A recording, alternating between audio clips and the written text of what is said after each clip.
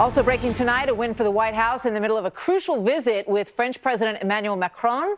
He has agreed to something that the president has been really pushing for since the campaign, fair share payment by France into the NATO coffers. The president has come down hard on NATO member countries like France in the past for their failures to meet their financial commitments, as he puts it, to the alliance. And in moments, Senator Lindsey Graham will join us with his exclusive reaction to that and to the big issues that are at hand with this visit. There seems to be a surprisingly warm relationship where it had once been quite frosty with President Macron. So we'll get Lindsey Graham's thoughts on that. But first, Kristen Fisher, live at the White House with the late-breaking details tonight. Hi, Kristen. Hey, Martha. Well, as you said, we're already seeing some big developments come out of this visit by the French president. The White House says President Trump has just secured from France a commitment to increase their defense spending and meet their NATO obligation over the next 8 years. That, of course, is something that President Trump has been pushing for since the very early days of his presidency. And now it appears that he's walking away with a win here. Now, right now, Presidents Trump and Macron and their first ladies are having dinner just across the river in Virginia at Mount Vernon. That's the old home of George Washington. And, you know, these two leaders have really a remarkable relationship. On paper, they're at odds on almost every issue. And yet, in person, they formed a real friendship. And they put that alliance to the test with those recent strikes in Syria. Ahead of his visit, President Macron explained to our Chris Wallace just how important this alliance is to the French people. Listen here. During the First World War, during the Second World War, when we were attacked, when our liberty was attacked, thousands of young people came here and died here for my country. That's the story of our relationship. And President Trump and myself are, whatever happens, in the line of this history.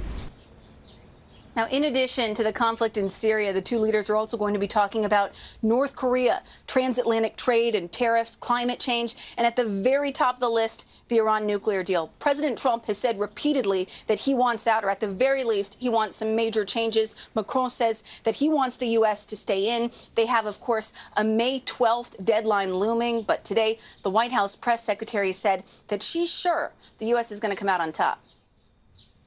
I feel very confident that we have the best negotiator at the table.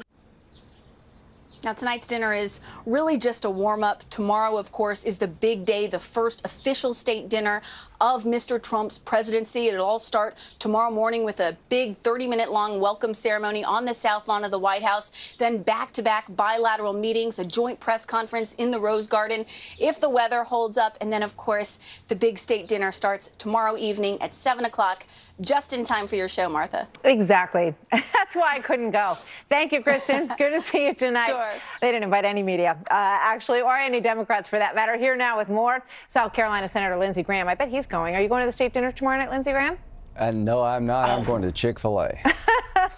All right. So, you know, Macron ran as a globalist, and he Right. and President Trump had that sort of, you know, arm wrestle handshake in the beginning. I remember President Obama called him with this warm phone call, welcoming him to the, you know, global leadership. So now he's sounding in many ways a lot more like President Trump, and it seems like they got along great. What happened?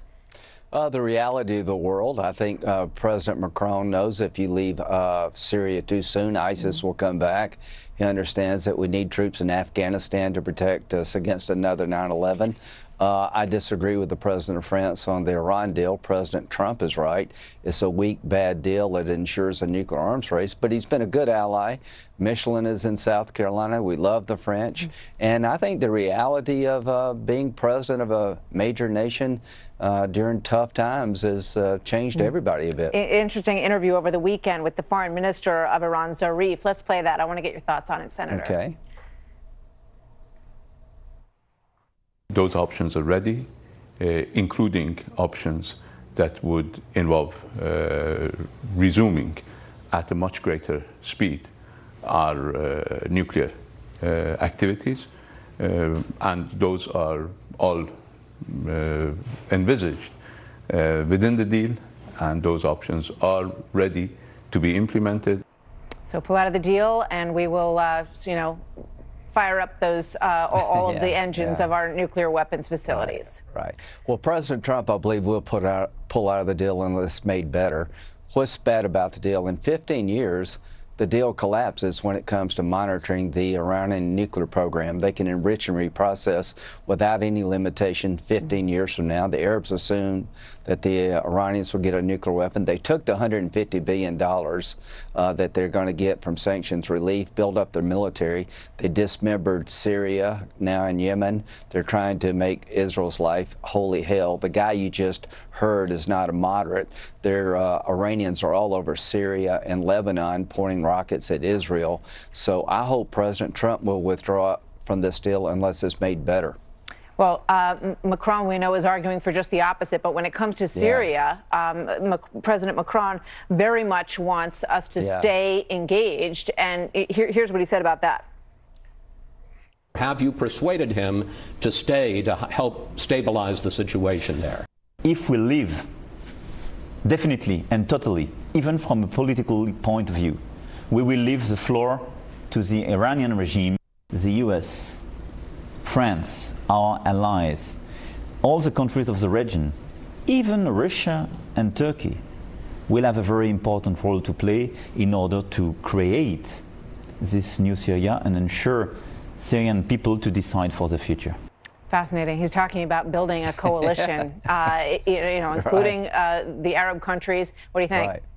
I think he's dead right. I mean, we have 2,200 soldiers in eastern Syria, the home of ISIS, to make sure they don't come back. Arabs need to pay more.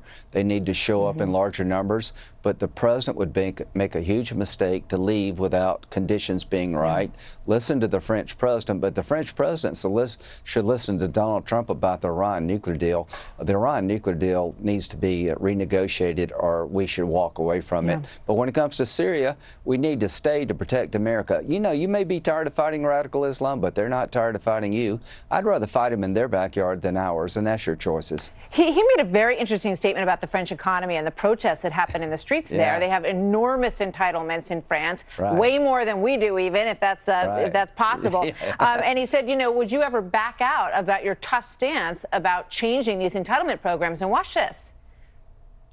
You have had these 2-day-a-week strikes. One demonstration, 200,000 people took to the street. Any chance that you will back down?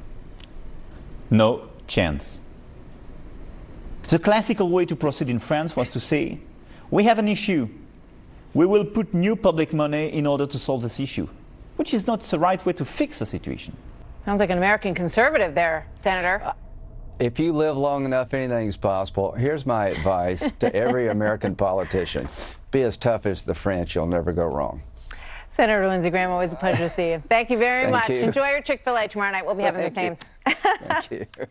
So still ahead.